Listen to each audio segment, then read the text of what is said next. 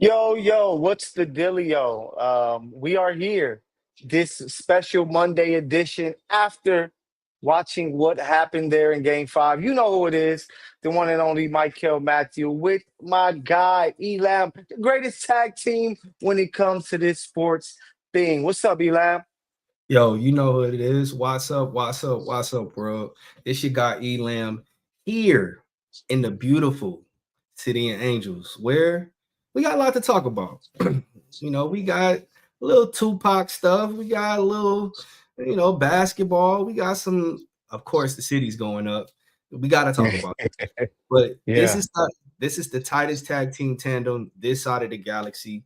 Pull up a chair, hold on to your kufis and your yarmulkes because we about to go in. So, Kel, what's up? Yeah, man. So let's get right to it. We just watched the Oklahoma City Thunder take a 3-2 lead over the Indiana Pacers, winning 121-09.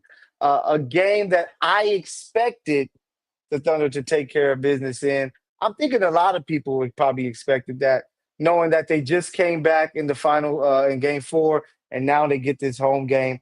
What did you see tonight from the Oklahoma City Thunder, Elam, that stood out to you and the reason why they won this game?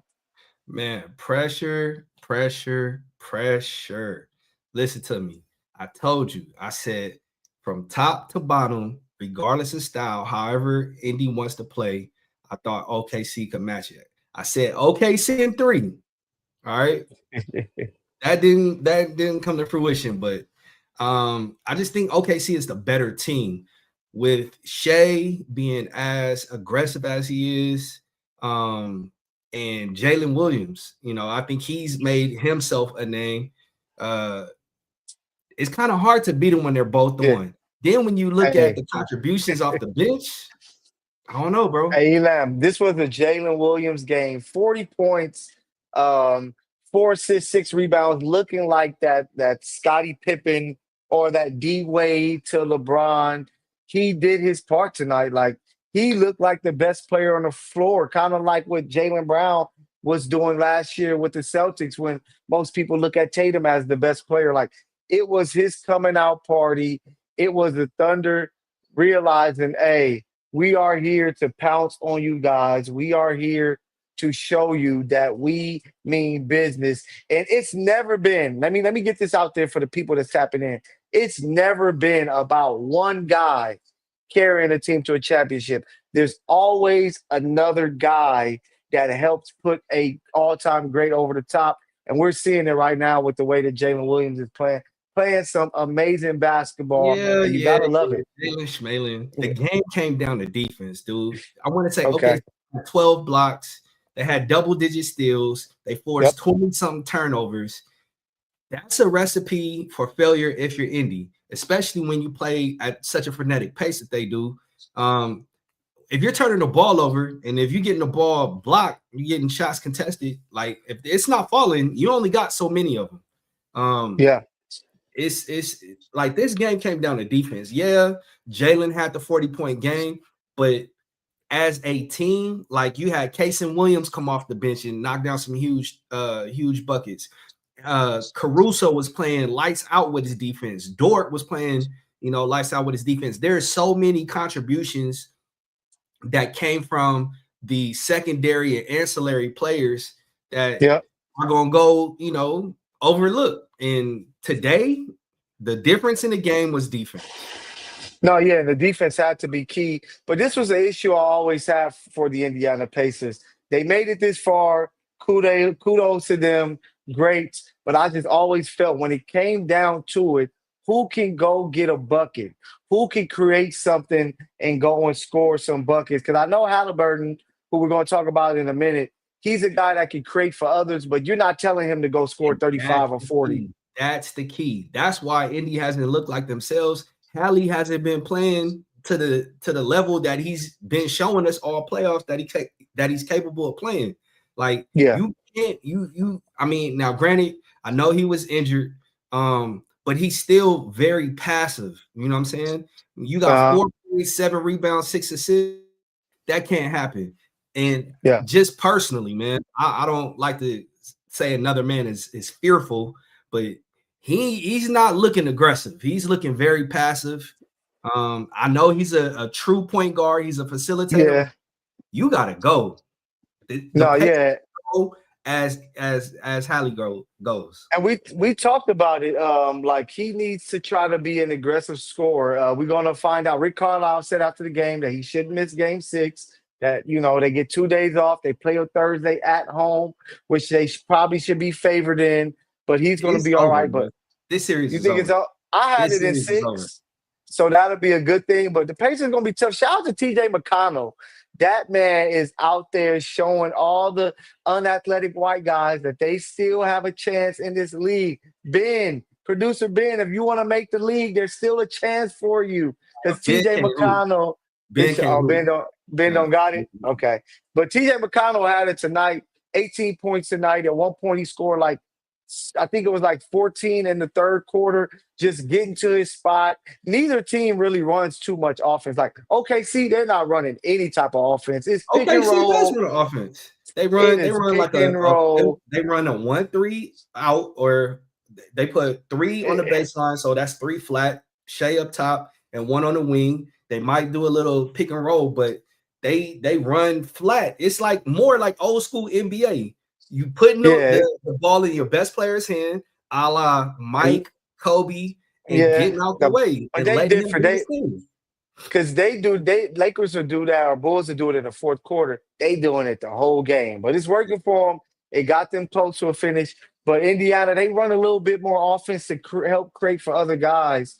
Siakam had it going at one point, but then they put Lou Dort on him, and he put him in shackles. It was looking like Akon locked up and gonna let Hey, you out. I think I'm gonna start calling Dort Shackles, like for real. Like Shackles, bro. he's putting everybody in these shiny bracelets, bro. Like put your hands behind your back, don't move, you're not going anywhere.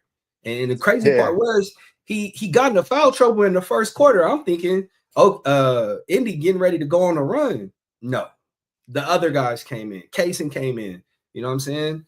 yeah. I think the other Williams, I forget his first name, but he came in, you know what I'm saying? It gave him some good minutes. And again, the bald eagle, he keeps landing.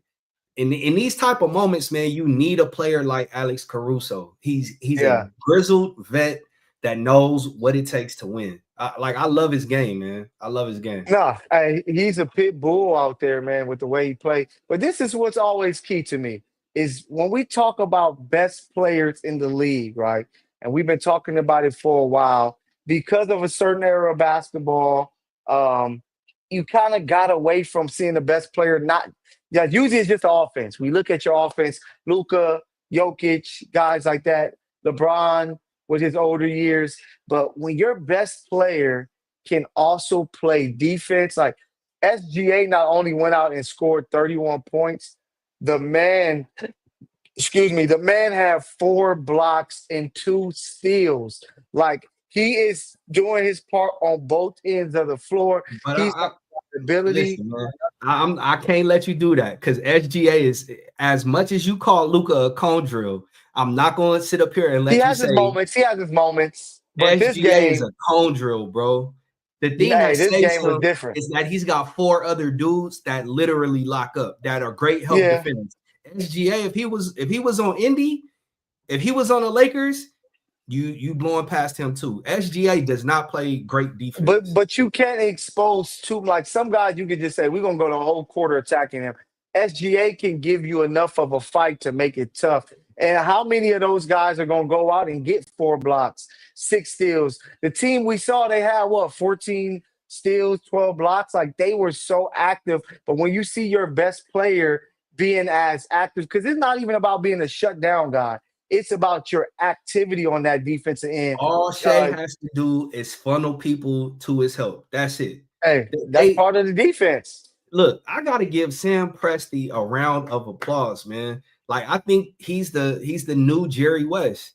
He traded for Shea when he was a relatively unknown commodity, fleeced the Clippers, for what 3 first-round picks for PG. PG was there 4 years, and they had to get rid of him. Nothing. Sam Presti knows how to build a winner. Like period. You look at his draft record.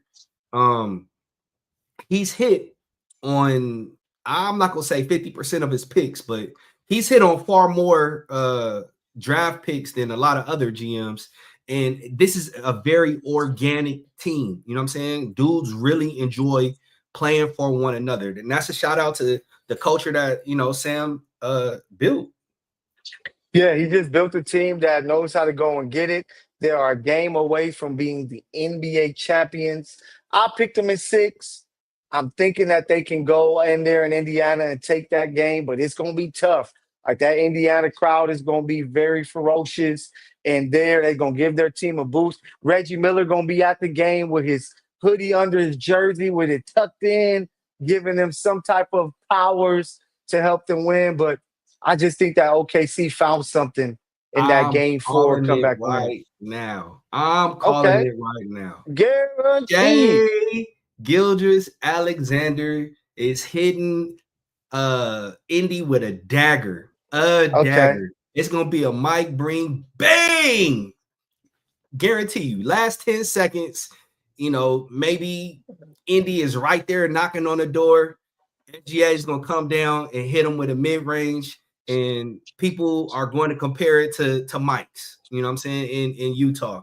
I'm calling it right now. okay. SGA is going to win in Indy with the miraculous game-ending, series-ending shot. And the Hey, for the legend, game of the legend of SGA is official. begins. Yeah, Okay. For the NBA, for the optics of it, I'm hoping that it can go to seven. Because game seven is the greatest game in sports whenever you can get it, especially if it's the NBA finals. That would be great. But I do think OKC is going to take care of business. But we gotta talk about it, man, because Elam, it don't seem like the energy is the same around the NBA finals like it should be. Like, first of all, we already talked about it before. There's no decals on the floor to show you NBA finals. They just finally introduced the starting lineups on national TV for the first time, I believe, since like 2013, 2016. And it just like the presentation they have given the fans and the viewers, they haven't given you this is the NBA final. When you watch the Super Bowl, you know you're watching the it's a Super Bowl. spectacle. It is, It's a yeah, it's spectacle. a spectacle, it's a show, and everybody's right. The Final Four, same exact thing. You know what I'm saying? The NBA finals, you haven't got much. But when you look at the NBA, where is the show? There is no show. Like all season. What have I been complaining about? No defense and chucking threes. So nobody's really invested and want to watch that product. Now it just so happens that you have two teams that actually play two distinct styles that I Mhm. absolutely love as a hooper.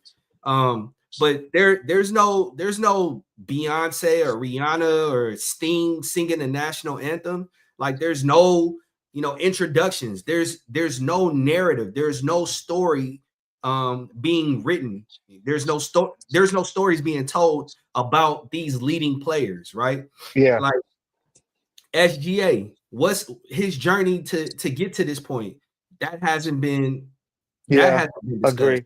Jalen Williams, that hasn't been discussed. That like So check. what could journalists like myself and you and your myself, what could we be doing to help create this to be a bigger spectacle because it's not getting the love that it should get. I'm gonna tell you, and this is why I say I'm not interested in writing game stories. Game stories don't move me. In order to get more fans excited about the league has to do a better job of selling people. It has to sell stories. Shout out to producer Ben. He said ESPN has seriously dropped the ball on his coverage. Yes, I they think people are have. tired of Stephen A. Smith, myself included. Yeah, no, Dude, yeah, that's dude is one a of them. titan in the media industry, but I am sick and tired of Stephen A. Smith. Every time I turn on ESPN, his mouth is being heard, and especially in moments where I'm they like, dude, you don't know what the hell you're talking about. Just shut up. Like, they I don't need know if new it's because faces. he's loud They and need obnoxious, but yeah. I think people To people are tired of Stephen A. Smith. Yeah, no, that's one of them. I just think they need new faces, new voices that are going to be excited about this thing. And when you watch them, give you that type of energy so that you can feel it. I remember growing up watching it on NBC, and you're watching these guys sell it, and you really felt it. Bob Costas to make you feel the story, like you said, storytelling is key. When you got your top guy playing solitaire during the game, it's like, come on, man. Especially if you're outside in the open. If you're up top somewhere, you good. But outside in the opening, bro, watch the game. It just don't But look right. it's Stephen A. Smith. He leads with his ego. You know what I'm saying? Like Yeah, he was telling, I think SGA and Halliburton, like, oh, you don't want me to go there. I can outlast you. I'm like, yo, bro, nobody is tuning in to the NBA finals to hear what you have to say. A, nobody is tuning in to the finals to begin with. And B, if anything, you turning people off to the product. So I hmm think ESPN, if they were smart, they would have less of ESPN. I mean, less of Stephen A. Smith, because he's at the point to where he's his own brand. He's not interested in the game. I don't think this series is compelling to him, which is yeah. absolutely bonkers to me because there's so many storylines. But I don't know, bro.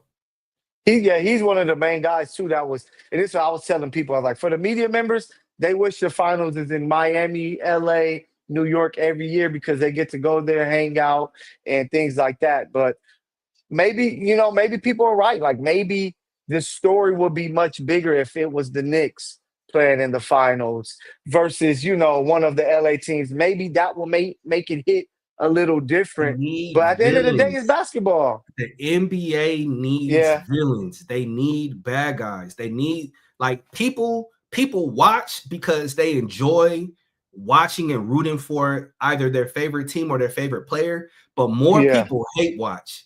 And No, yeah, again, the NBA, they're so caught up and enamored with parody and being marketable, everybody being marketable.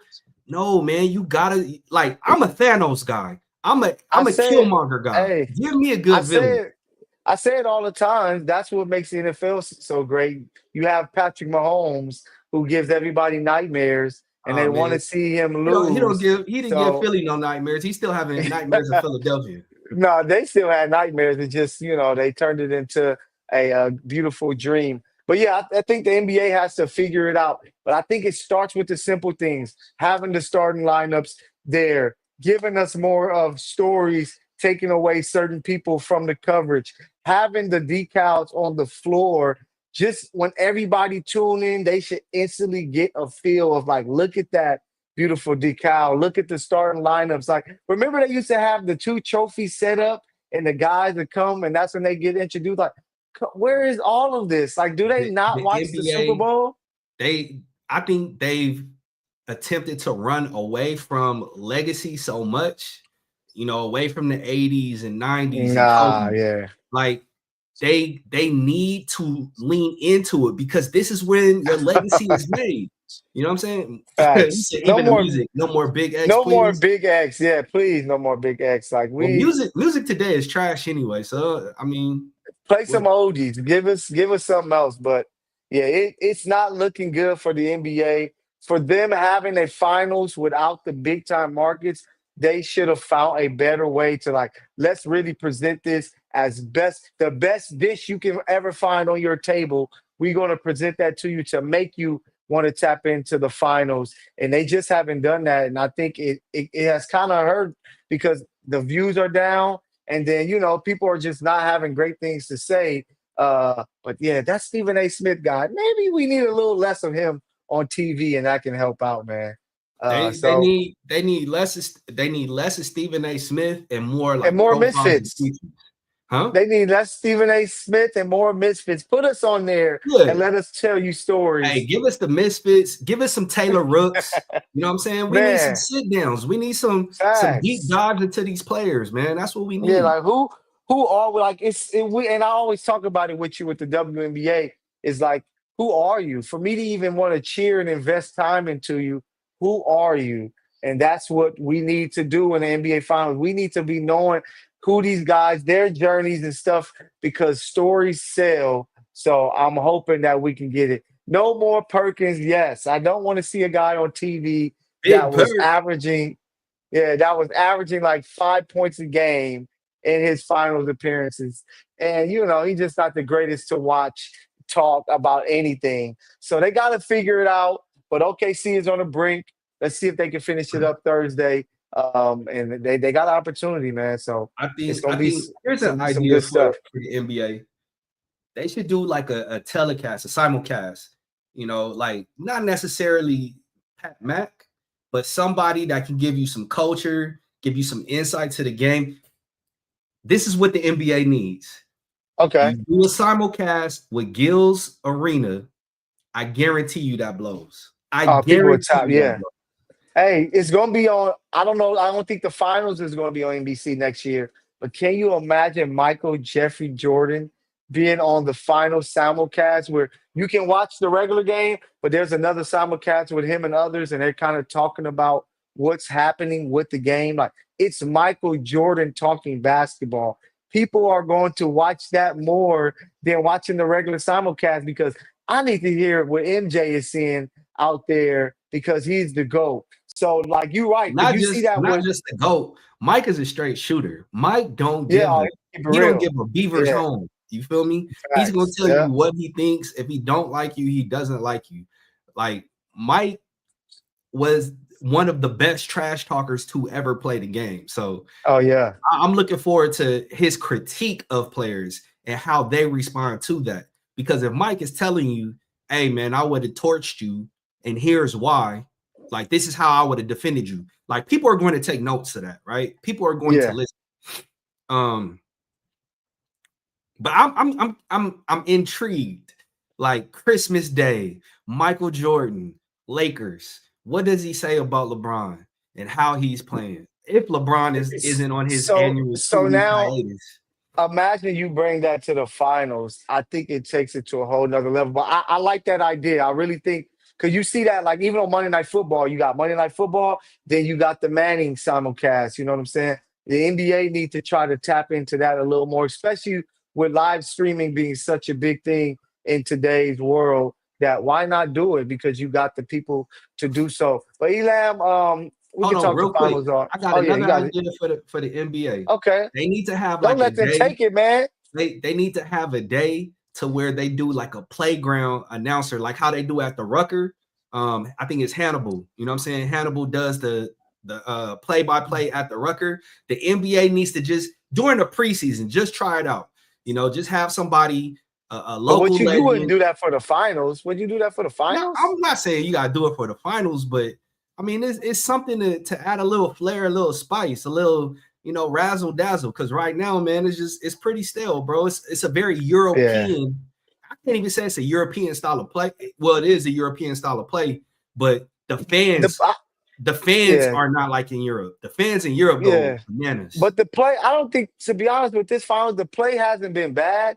Like you said, there's just no true storytelling of, from each game to the next game, storytelling with the players and things like that, some of the intrigue is gone. And then some of it just comes down to people aren't tapped in because it isn't the biggest of names. If it was Steph in there, if it was LeBron, maybe Ant, Luca, maybe that would have brought a different intrigue. But as great as Shea is, he isn't the biggest draw off the court to those fans who are the casual basketball watchers aren't even watching because nobody is big enough for them to truly want to say, I want to watch them And play. this is why I say Michael is the GOAT. Like Kobe, like they did stuff with their platform to draw you in. You know what I'm saying? Like Yeah. Kobe embraced the dark side. You know what I'm saying? That's when like the Black Mamba came out.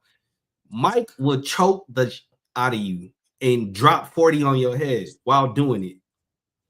Yeah. And it That's what just, the NBA needs. They need more people to embrace being bad guys. Everybody is so caught up in trying to be so marketable. Like we need Draymond is the closest thing we have to Dennis Rodman.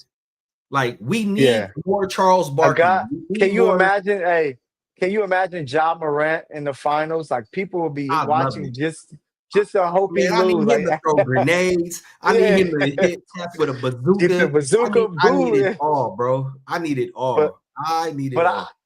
I just think that even looking at somebody like Shea, his brand of basketball isn't the most exciting because he isn't high flying. It's not very explosive. It's a lot of herky jerky moves, the fouls and stuff like that. So people are kind of like, oh, I don't want to watch him foul bait. More people just looking at the foul free throw numbers so they can say, no, I told y'all he a foul baiter more than I mean, I just want to watch him play. And I don't know who's next when it comes to that type of player.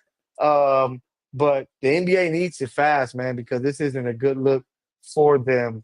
But we talking about having a superstar guy.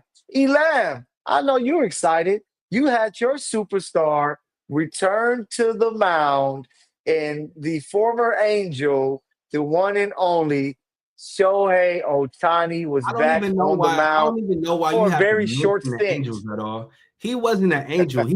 He only went to Anaheim by default because we didn't have a DH in the NL. He's home, okay? The former Angel. He was at the Airbnb in Anaheim. He's home now.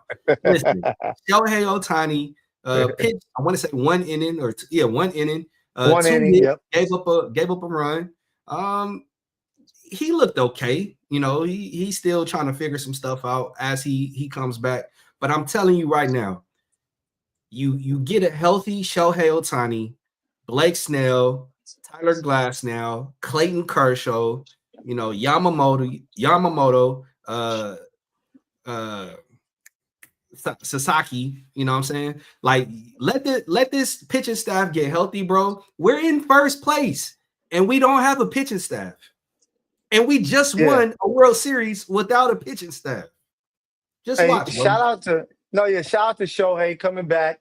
I believe did he hit 100 on one of those pitches? I think he hit Yeah, he triple did. digits, Yeah, he was showing going that down. arm strength is still a lot of heat within that arm. But it was just good to see. Like as much as we love Otani with the way that he can hit at the bat, at the plate, the fact that he's able to pitch and hit has always been top notch. Yeah, Ben, I don't get it. He's blazing the corpse of Kershaw. Clayton Kershaw should be an angel by this point, to be honest, with his play. But man, Shohei did his thing. Like Shohei showed up. They said he was going to be 1 or 2 innings. He came in there. He saw he conquered. Of course, he's going to have to get through the rust, but they just wanted him to get some confidence being there, getting that start. And you And know, he did he it did some against things. the Padres, bro. The Ooh, the hated Padres. Padres. Suck it, San Diego. And the word, I got to pull out my Ron Burgundy, man. Like, suck it, San Diego. Yeah, no, he did his thing. So it was good to see they picked up the win. It's so crazy to go from I'm starting pitching, then I'm the first batter up for my team. It shows why he gets so much love. Great. The intrigue. Great, bro. Hall of He Famer. he he had a double. He had a RBI double, RBI single. Um, he did his thing today. They pick up the win 6-3 over the Padres. They had 44-29. Hey, I should be there on Saturday. It's Ice Cube bobblehead day. So you know I gotta go and You cover? tap in. Yeah, I should be covering that one. So that should be fun. But yeah, I'm just Only happy to got see 10? Otani back on the mound. MLBBro.com, baby. Make sure y'all tap into it. Ooh. Uh, but yeah, man, it was good to just see him on the mound. About damn time. And I can't leave here without giving a shout out. He's a former Angel.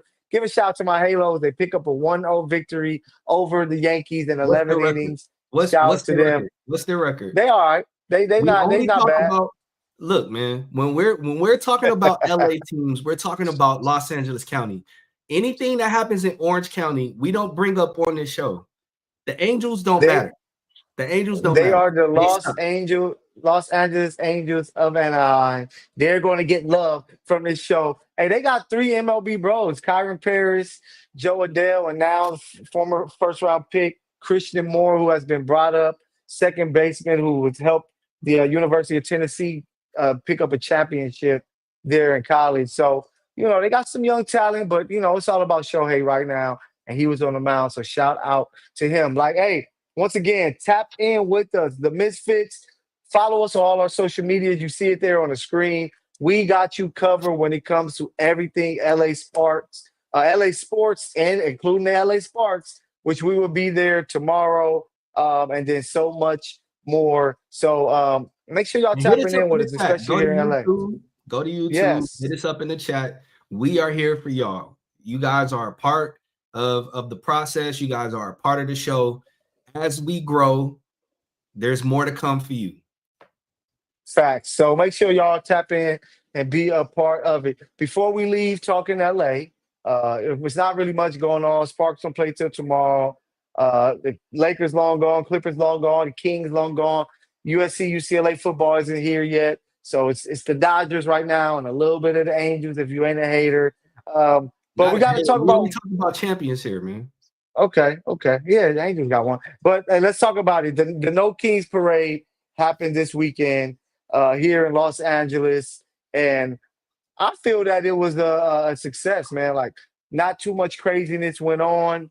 You know, things are kind of easing down, but people showed up in numbers, and it looked much better. We talked about it here on this show. We need to see more. People have to tap in, because we said we need to see more American flags to really make this make sense. And you saw a lot more American flags at this event, and it was beautiful. Like, it wasn't too much danger. You had celebrities out there supporting. It was just a beautiful time for the No Kings protest. What's your thoughts, E?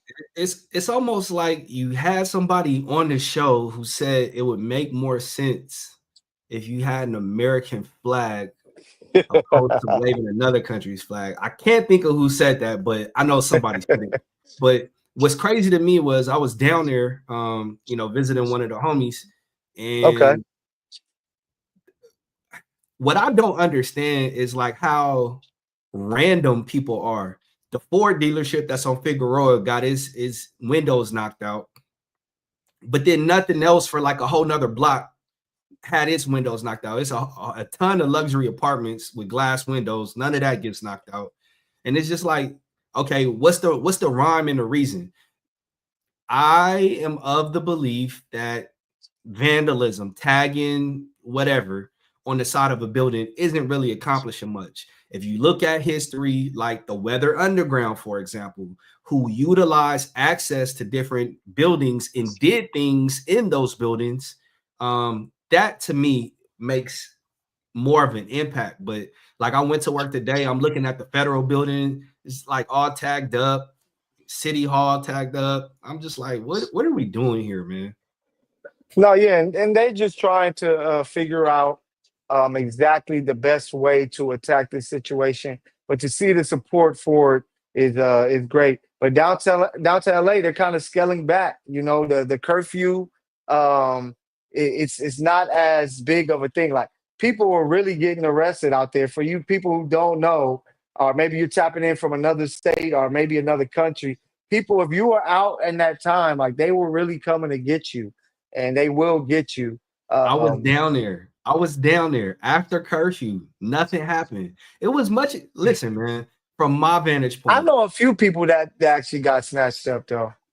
from my vantage point, this whole Mhm. thing has been much ado about nothing. I've had people calling me from the East Coast, like, "Oh man, I heard it's going up. You guys under curfew and martial law." I'm like, dude, it's like two Nah, blocks, it ain't man. that We're like deep. two Yeah, blocks downtown. It's not the yeah. entire city. It's not all of It- downtown LA. Yes, mhm. the curfew was implemented, but I didn't get snatched up, and I'm out with two of my dudes. Yeah, they're easing up. So it's getting closer and closer back to normal. You just want to see what's next, but you can see what's next That's because, the problem. yeah, It's that's what we're going trying back to to figure normal. out. Yeah, That's we're the trying. problem. It's going back to No, normal. yeah, I'm with that. It could be the issue. But Trump, he ordered ICE to expand the deportations into Democratic run cities. He's like, I know where I need to go. I know where I need to attack. And Trump is saying, those Democratic cities, they the ones allowing the BS. Let's go and get them. But I'm just unsure what the next step is going to be. What where I have a problem is that him saying that he's going into Democrat-led cities and up in the ante, right? He's expanding the operations of ICE. Yeah. That's in my opinion, the history books that I have read, that's it's kind of Third Reichish. You know what I'm saying? You going after political opposition. Yeah, man. It's a very nuanced, very tricky thing. Like, I get people are saying, oh, well, they broke the law to get here. Yes, I got that part. I totally understand. Yeah. But Totally when you understand it. are singling out one specific political party, you are seeking out your political opposition, to, in my opinion, to try to target, voters. You want to try to get Yeah. as many people out of there that would vote against you out, in hopes that you can, gain a few seats, a few counties, a few districts, to further your agenda. Like, that's very problematic. And as a constitutionalist, as a free speech absolutist, I got to go to bat. I have to. No, yeah, and we got to fight, and that's why I want people to continue to protest, continue to speak up for yourselves. The damages out here in LA, it wasn't too crazy, I guess, for people with pockets, but $20 million. That's where when it came to a lot of the looting and people tagging and just doing a lot of crazy stuff. Um, All you got to but do I'm is just tell LAPD they don't get overtime for a Friday night, man. You make that up. Yeah, facts. So yeah, we're gonna be following along with that. Make sure y'all tap in with us with it, because it's crazy, man. This is still going on. It's gonna be something going on that's gonna have to be dealt with, not only here in Los Angeles, but also throughout the country where you have seen other protests go on throughout, man. So shout out to the people. We for the people. Keep fighting the good fight, baby. But let's change gears. All right, that's pretty much what's going on in LA. Shohei, ICE, and the anti-ICE protests. But we want to take it back to NBA. For those who missed, started the show. We talked about the finals.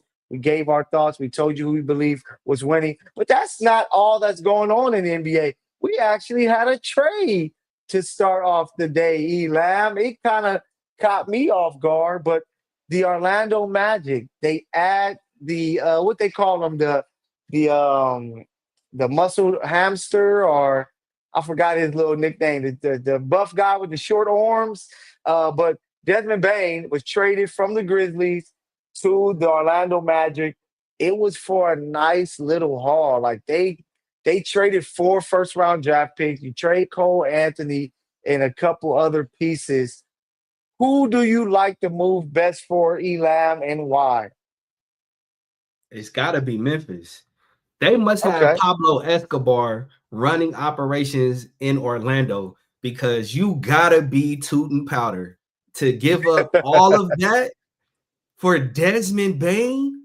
Unless you think Desmond Bain is getting ready to be a top 10 player in the NBA, unless you see like a Jalen Brunson type player, that's entirely too much. You gave up Cole Anthony, that I think is a baller, Nice three piece. three first round picks and a first round pick swap. Like, dude, line it up. That's what's happening over there in Orlando, man. It's too much yayo on the beach. I think for them, so the trade was the Grizzlies sent Bain to Orlando for KCP, Cole Anthony, the 16th overall pick, unprotected pick 2028 and 2030, and then a top 2 protected pick swap with Orlando in 2029, and an unprotected first in 2026. But for them, I just feel that Orlando was like, yo, we have Paulo Banchero. Pablo Escobar. Uh-huh. Yeah, we got Wagner the big. We have Jalen Suggs, our point guard, who's a cousin of Tyrese Halliburton. Who knew that? Like, all these dudes are cousins, it seemed like. So they're like, man, I wish we had a shooting guard that can make shots, that can play some defense. They got exactly that with Desmond Bain, a guy that can make shots, that can play defense. With that group, I like to move for Do Orlando. I you think think it's a do missing you piece think that for them. that's something you do when you think you're one player away from winning a championship? They might feel that. They might feel that they're not winning, but if the Pacers can make the finals, they're like the Pacers aren't too far off from us.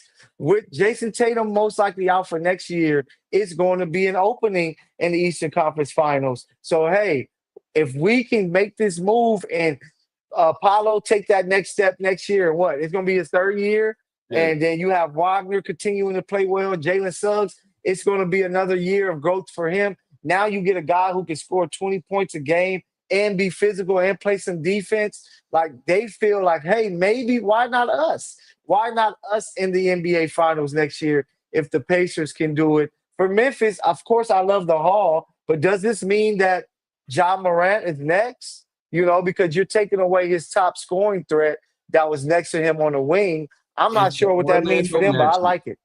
if the Orlando Magic make the Eastern Conference Finals next year, I will buy a fan a pair of tickets to the game. Personally, it's not happening. Get your ducats ready because they feel, hey, with this move and the right development, we can make that jump. Like I'm telling you, Indiana is opening the floodgates for a lot of teams like Detroit. It got them thinking like, man, with the right moves and the right development, we can maybe get to the finals. Look But at this. Desmond Look at Bain is not Indiana. moving the needle. Desmond Bain is not moving the needle. Like unless you see again the ancillary pieces, man. You looking at the bench. They need more. They could use a KCP more than they could use a Desmond Bain.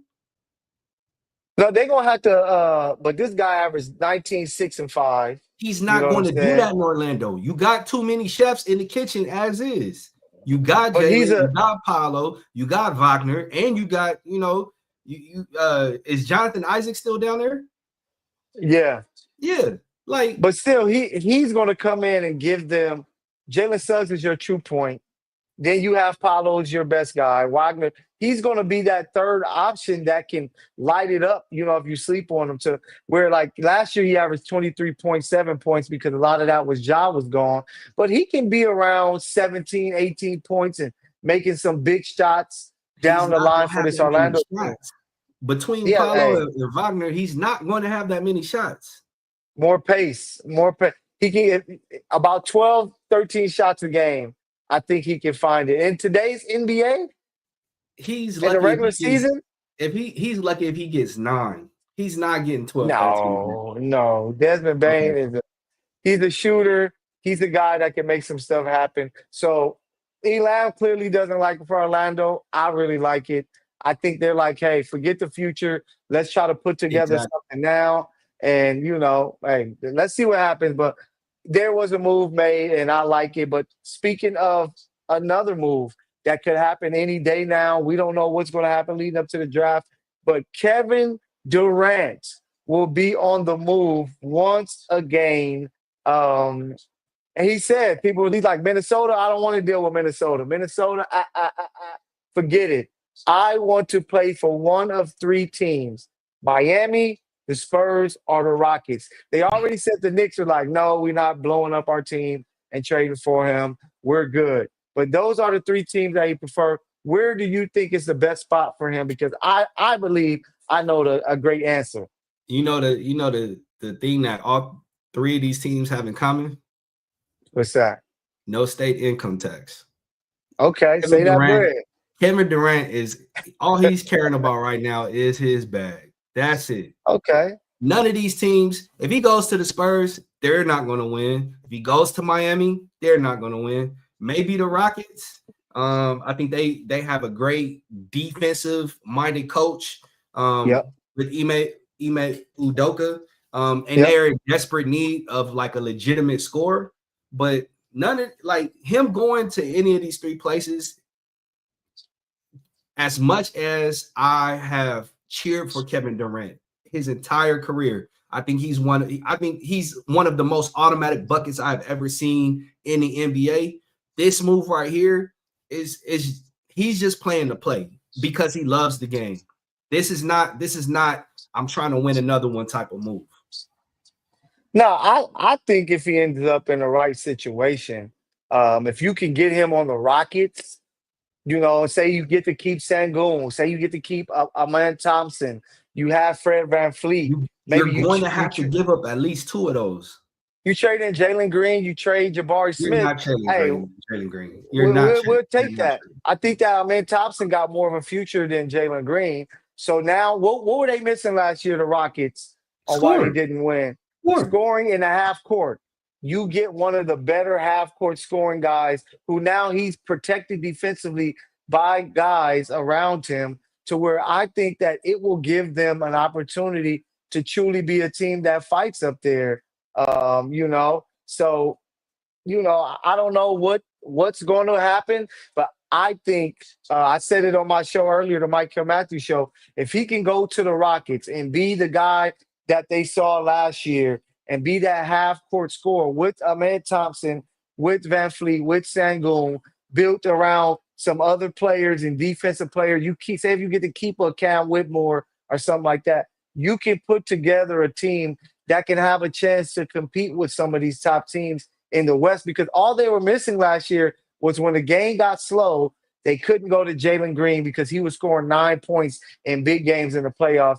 Kevin Durant isn't giving you that. And imagine Amin Thompson, Elam, improving and getting better with a KD on the roster. The Rockets will be tough, Listen, I man. think Amen is one of the top 5 defenders in the league right now. He and his brothers, right? Yeah, they But in scary. order to get Kevin Durant, especially with the second apron, man, you have to give up some of that talent. So you getting KD in return, as much as you would want to keep Amen Thompson, you don't think it's other teams out there, or you don't think Phoenix is looking at it like, if I can get Amen Thompson back in return and a few other young pieces and But build and get rid of they Bradley already Beal, know.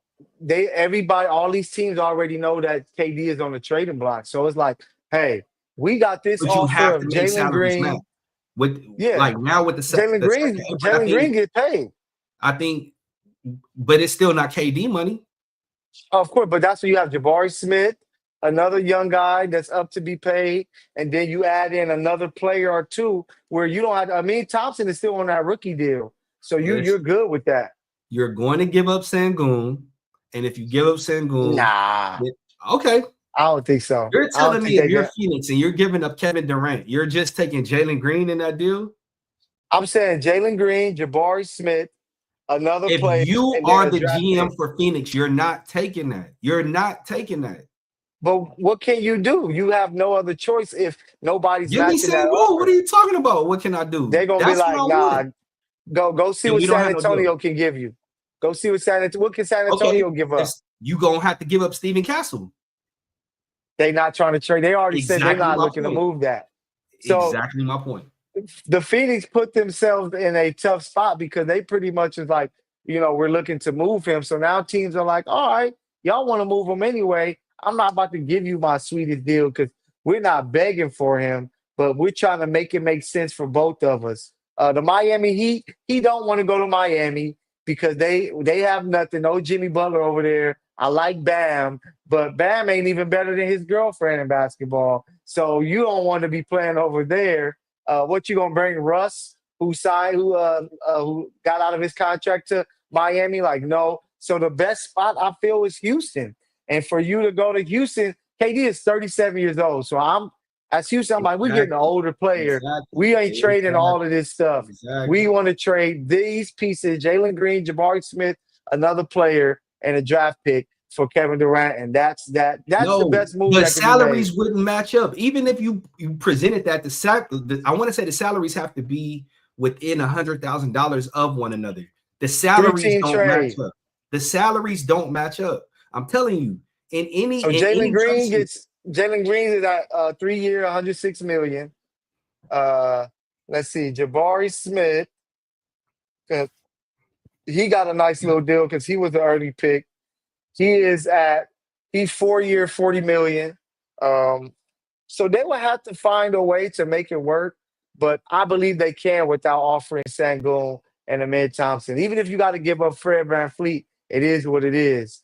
But I am not Green, Sangoon are off limits. Let's go. Kevin Durant with that's your big three. Now let's build a team around them. I think they'll be scary good, man. So um, look out. Remember, you can always comment here with us with the Misfits Live. Let us know, what do you feel is the best deal for Kevin Durant. For a team to Let be me successful, both let teams to us know win. why I'm right and why Mykell is wrong. I'm always right. Nah, nah, yeah, I don't believe so, man. I think I know what's going on. But yeah, man, it's gonna be some great hoop. And I'm excited for it. So Elam, I got this question for you. Got All this right, question shoot. for you.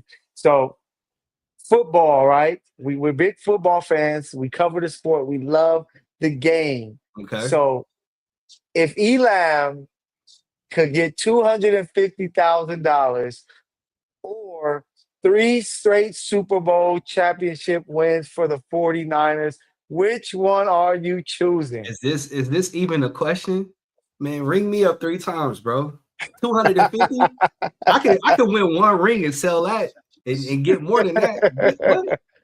You No, but I talking think about stamping your name in the annals of no, history. I'm talking about you, Elam, as a fan. Like you, Elam, Give you're me give me 49. three Oh, you rings. want the rings. Okay, give Okay. me a three-peat. If I got a three-peat, come on, man. That's something that's never been done. Give me the three-peat. Yeah, I'll hey, take it. I done I'll seen be in my the Chiefs bank win going Super down at a Bowl. sideshow, bro. I seen my Chiefs win Super Bowls. Shit, we're Actually, not three talking about that. recently. We're not talking about that. Give We're, me, give we're me not talking 250, about boy. those Super Bowl wins, bro. We're not. Give We're not. me the 250, Elam. I could care less. I seen the Super Bowl. Give me that 250,000. I'm gonna flip that, flip, and can make it a meal. And we about to have a good time, man. So uh Nah, you can bro. take your three Super Bowl. Cause I know I was like, I gotta ask Elam this question because I know he ain't seen his team win since Since Steve '94, bro. Young. Since '94. Yeah. So Yeah. if you can get three straight Super Bowl rings, like you taking that, I'm still mad the Chiefs didn't get that, but I'm taking the 250 all day. Even if the Chiefs were promised to win five Super Bowls, that don't put no money in my pockets. Give me Nah. that bread. You see, there's a difference. If I'm at the Super Bowl working, I'm getting money. And if I can get money while watching my team win, man, When? sign me up, bro. Sign me up. Sign me up. Okay. That's interesting. But yeah, it was a funny question. I saw a lot of people debating on. I'm like, I wonder what people choose. So I had to ask you, Elon, because I just feel that three Super Bowls is a lot. Give me the bread, man. And it's Chiefs crazy because I've not watched gonna my give me. team lose 3 Super Bowls recently, and it freaking Oh, kills to me. the Ravens, twice to the Yeah, Chiefs. yeah. That's crazy. That Give me hurt. those I three. Give that me hurt. those I three. was hey, I was going back and forth with who was it? Was it Quinn Cook? It was somebody on Instagram about losing in a championship. What would you prefer? And I'm like, it's no way y'all players will want to get to the finals and lose. Like, and are y'all rather lose in the first and second round compared to getting to the final? It's the finals, and you saw your team lose three of them, so that's tough, man. But let us know out there whether you're watching it live or you going to rewatch it. Type in the comments. Would you rather see your team win three Super Bowls or getting $250,000 smacked right into your hands? Elam said he want to see three Super Bowls. He don't got it like me. I was able to see that Shut recently, up. but This is I'll take the 250, baby. Give me the we 250. gifted you too, man. We gifted you too. Okay, I love it. Shout out to the Niners, man. Root, hey, what is it? Bang bang. That's what y'all say. Yeah, Bang bang bang bang. Niner game, man. No love lost there. Today is a special day when it comes to hip hop. The celebration. Tupac Shakur, his birthday, June 16th. They had the celebration there in Oakland. For you people out there, I've been debating with y'all. If y'all think that Tupac is more LA than Oakland, today proves you wrong. He is Oakland. They the one who had the celebration for him. That's his area. That's where he went to high school, became a man, got his record deal, and then took off. But today's his birthday, and I just had a question, Elam. I wanted to know your favorite songs and favorite album by the late great Tupac Shakur. Oh, favorite song. Gotta go, Dear Mama. I think that's like my, Okay. my all-time favorite. That's actually my mama ringtone when she called me. Wow. Um, I like Pac's more like introspective, social commentary. So like so many tears, Yeah. changes. Yeah. You got to go with hit 'em up. You know what I'm saying? Like, Pac, this is the thing I like about Pac. Pac has something for everybody. You know what I'm saying? Like Pac Yeah. wasn't. He was a complete artist. He can give you something for the streets. He can give you something while you chopping up a brick. He can give you something to play for your girl. For the You ladies, know, yeah. he give you something for everything, for everything. But yeah, I gotta go. Dear Mama, California Love, Yeah. Live and Die in LA. Yeah. You know, yeah. Yeah, for me, it's some of those same records. Picture Me Rolling is one of my Mm. faves from him. Keep Your Head Up is probably my favorite one. Like I always tell people, if aliens came down from space to Earth, it said, "Give me three songs and that tell me about this hip hop thing." Keep Your Head Up is one of the songs I'm giving them so they can In know. hip hop, Um, yeah, in hip hop, like I think that it is the social commentary. It's a great not the song. The hook is message. amazing. The Yeah. message. No, that can be one of the songs, but I'm saying if I had three, say, give me three songs that tell me what hip hop is, I'm Man, giving your them hip Keep hop Your Head takes Up. are freaking terrible. Bro, Keep Your Head Up is one of the greater songs, I feel like for my book, because it gives you great Hey, music, the it's your melodies. opinion, bro. It's your opinion. Hey, it's fire, bro. It's an amazing song. Of course, like you said, So Many Tears is fire. I like Two of America's Most Wanted. Him and Snoop did their thing, and he just got a lot of bodies of work. Like his greatest album, because it's so many great tracks and there's so many songs, and it has so many big time singles. All eyes on Is me. All Eyes on Me, but my favorite album is Me Against the World. He was going through so much at the time. How he was able to. That's what I really think he took that next step as a hip hop artist, coming off of Strictly for My Ends, where he had, hit singles. I Get Around, Keep Your Head Up on there. It was like he took a step forward as an artist with Me Against the World. Still one of the This is only, gonna be blasphemous, bro. This is gonna be blasphemous. But yeah, Tupac really only made two great albums, bro.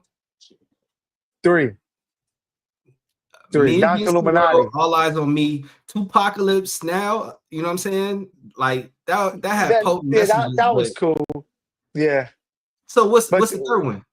Don Illuminati, Heck no. the 7 Day Theory, Heck bro. no. That album was fire. I had Live and Die in L.A., Bonnie and Clyde, White Man's World, Hail You Mary had on you there. had Like, you had four songs on that album. Everything else you could no. Pac had nah, really like two albums that I think drummed up the hype surrounding him. I'm not gonna say he's overrated, so but that this is perfect because that's the question I have evenly for rated. you. He's evenly rated. Because that's the question I have for you. Like when it comes to Tupac, especially now today, so many years ago since he passed, is he overrated, underrated, evenly rated? You feel he's evenly rated? Yeah, I mean, I think a Okay. lot of Pac's mystique, you know what I'm saying, came after he was, tragically slain in Vegas. Like, his martyrdom inflated how people perceive him. You know what I'm saying? Yeah.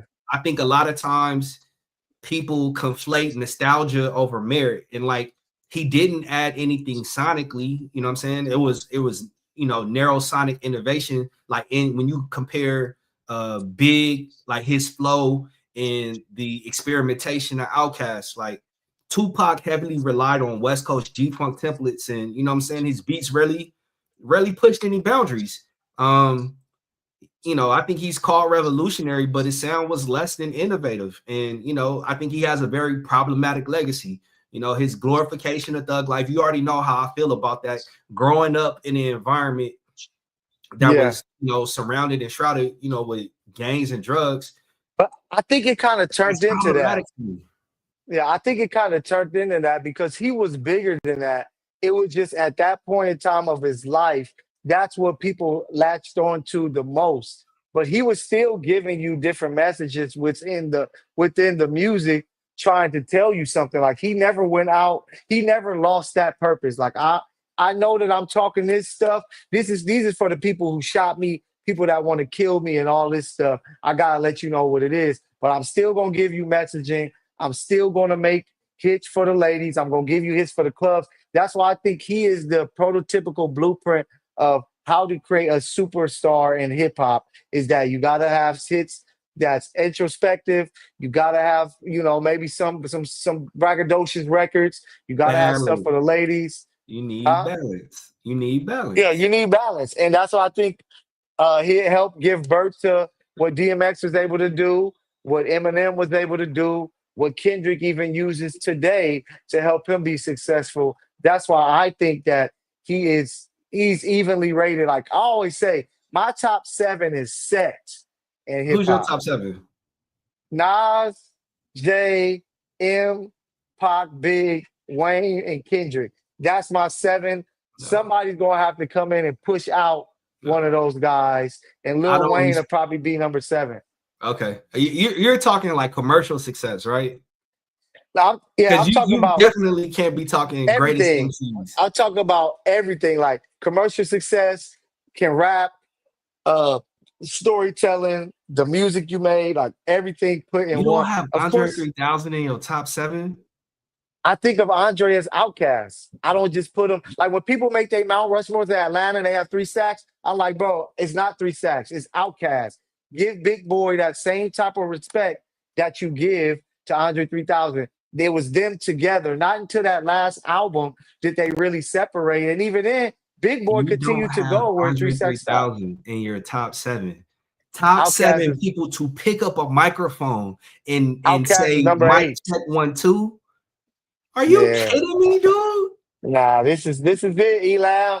He didn't do enough as a solo artist for He me didn't need to commit to. to it, He bro. didn't You need have to. just to if he would have did one other than the what is it, Love Below. If he'd have gave us one other album and it was a classic, I would have said hands down, it's him. But he's in my top 10. But I don't like to separate them. I like to bunch them You said together you got because Biggie in there, right? yeah, of course. Biggie only gave you 2 albums. Yeah, but it was two classic, legendary You're being albums. hypocritical, bro. You can't He, say he didn't have the catalog and then be like, oh, well, Biggie, Yeah, he but gave me 2 albums. Big died though. But Big created the blueprint for East Coast rappers that it gave us Jay-Z and so Bro, many others because of Big. listen Big to me. put New York back on the map. Stacks washed everybody he hopped on the track with. There is not one time Oh yeah, I you love cannot tell Stacks. me one verse I'm a that huge Andre Stacks fan. 3000 spit that wasn't fire. No, yeah, I agree. I'm a huge Stacks fan. I just wish that we would have got at least one more album with just, hey, it's just me. Let me show y'all what I can do, and that That's that crazy. would have had me like, But this, I should have known your top seven was something that I would find problematic because you are the guy that swears up and down that Doggy Style is a better album than Mad Villainy. And I think hey, that is ludicrous. I'm playing Doggy Style. I'm playing Pac. I'm playing the hit makers, and that's what it is. So shout out to Tupac. I don't know how old he would have been today. He would have been an older man, You would have but shout been, out to you him. would have been what, like 59, I think, 58, 59. Yeah, he'd have been much older. So shout out to him. Rest in peace. But our final thing to talk about today here on the Misfits. Thanks for everybody that's tapping in with us this whole episode, whether you're on Facebook, X, Instagram, YouTube. Thank you for tapping in. But our final one topic to discuss. Father's Day was yesterday, Elam. Happy Father's Day to you, my guy. 3 beautiful children. But we're unique in that both of our fathers passed away. Um, to where now we're navigating life without our dads as we get older and older as men. So I just want to kind of just this is a spot that we can just show love Your to our dads? pops, man, and give kudos and love and respect for them. And since your dad's passing, how has the mark he left in your life just kind of helped you progress? Oh, man, that's crazy. When I think of my pops, man, my pops was so my dad got hit in the head with a brick when he was in 3rd grade, and he had like 2 brain surgeries, had a plate in his head, had to learn how to walk, talk, eat, spell, everything all over again, and somehow managed to graduate on time from high school. And so what my pops I think showed me is just like tenacity and perseverance. Like my pops didn't have an easy life at all. You know what I'm saying? Um, but he never allowed the things that happened to him break him or define him.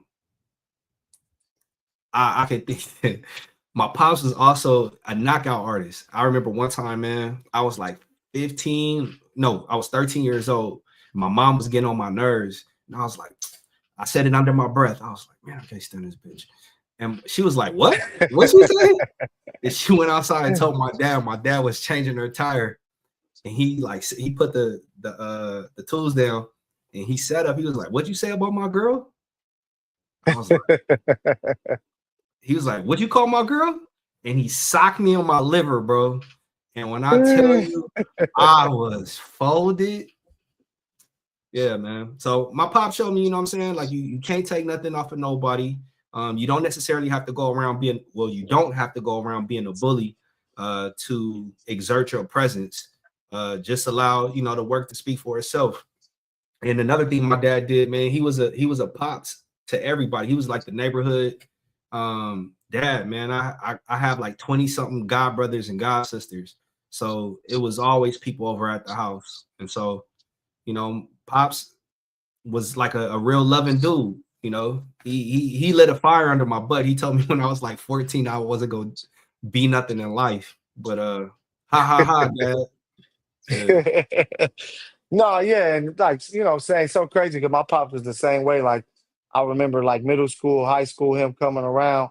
A lot of my friends didn't have their dads, so it was like you know, my pops would be the one that'll show up and be there, and people are like, "Hey, look at this! Watch me do this on the court or you know on the field and stuff like that." So just you know, showing me how to be cool and being even keel. Like he was somebody who was like really about never getting too high up and never getting too low, like being even killed, um, really being like sharing with others. You know what I'm saying? Like he was always big on. He would always tell me, man, always keep some money in your pocket because you never know you might run into somebody homeless that you can give, you know, a couple things to. And you know, he just like to me. I always tell people, I was like, man, my pops was the epitome of cool. Like the man was always laid back, chilling. He Your pops never was was cool though. tripping on, huh? I said your pops was cool. No, yeah. And he was just always laid back and chill, man. So he always taught us that, like, man, we chilling. That'll always be like his saying, oh man, I'm chilling. Because that's where he was always at. Even when my mom was called some mess with him, he would just be chilling. And that became the way to move. It's like I don't need to be super rambunctious and doing out here, doing the extras, doing the most, because Pops would be like, man, be chilling. And he just taught me how to, you know, take care of your family, you know, love God, you know, look out for those who you can help, and be, you know, be a willing listener. You know what I'm saying? He was somebody that I will always see him tap in with older men. He was cool with his dad, but they didn't really have the greatest of relationship. His pops didn't really raise him. So he always would latch on to these older men that he would lock into. So I think I kind of picked up some of that to where it's always people that can give you game and things like that so that you can give game back. He was somebody that was the same way. So he would, hey, in sports, action movies, comedies, reggae, um, all types of music, like it's all my pops. I give him full credit for all of it because I wouldn't be tapped in the way that I am if it wasn't for him. So What's shout your out to favorite Pops, memory of man. your pops? All time favorite My memory. all-time favorite memory. Man, to be honest, it wouldn't be one. It'd just be simple that we could sit back and just have like the greatest laughs, like dying laughing off of stuff, talking, and you know, like it would be like conversations with the homies I'm having with my pops, and we'd be cracking up, and those would be some of my favorite memories. That and the music, of course. He'll put me on. Hey, play this oldies record for me, and then I'll play a song, and we jamming out to it, but that the last would be probably my favorite memory. It's crazy because What you like got?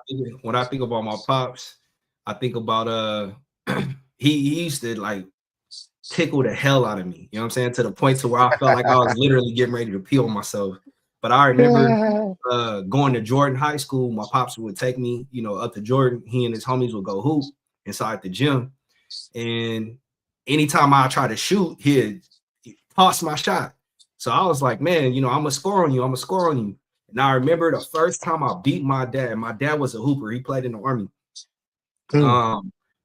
I was 12 years old, and I remember we at some random park in Linwood. I was talking big boy trash the whole way home. I'm like, I'm the man of the house now. Like, you go do my dishes. You know what I'm saying?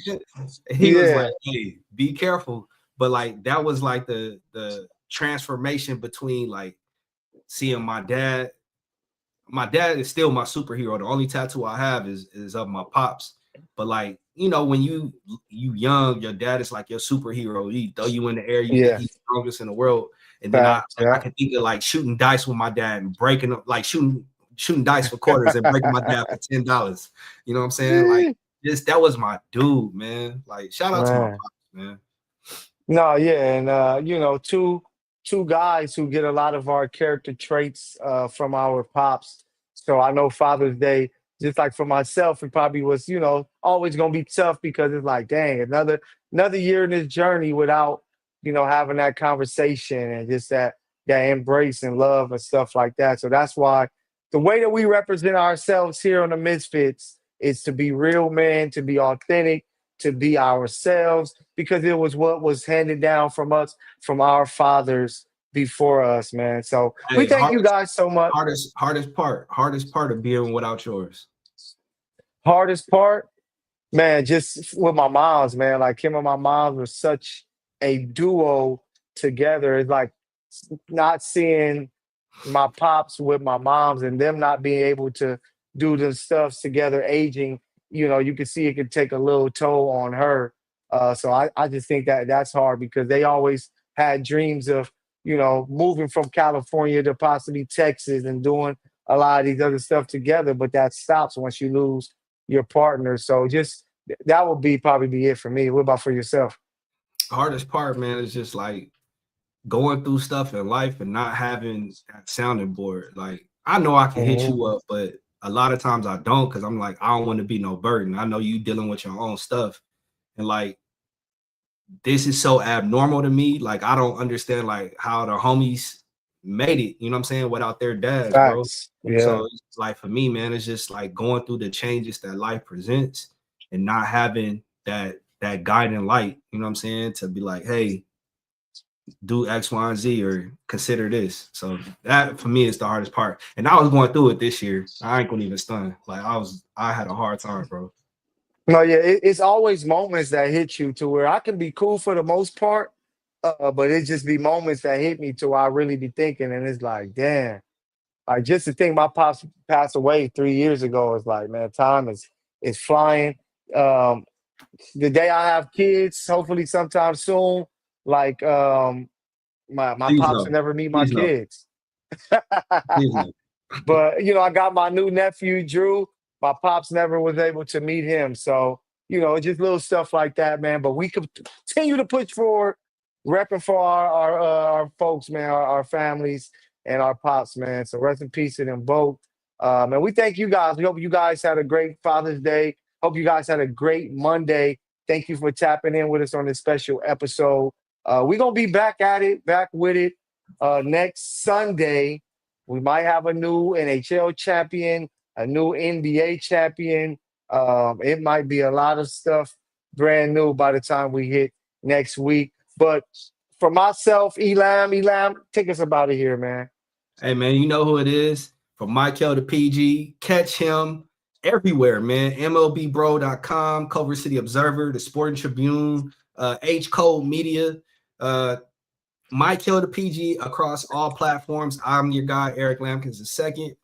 Elam Squared on Twitter. Elam Squared, replace the S with a number 5. The Russians hacked into my Instagram, so I gotta get my name back on IG. Culver City Observer, the Sporting Tribune, you can find my work there as well. Make sure you tune in every Monday, Wednesday, and Friday. Mathieu Show. every Tuesday, Thursday, Saturday, lamb chop. Yo, we gonna give you everything you need. We are the Misfits, where we encourage you not to fit in, but find a way to stand out. Until next time, we'll see you later. Peace.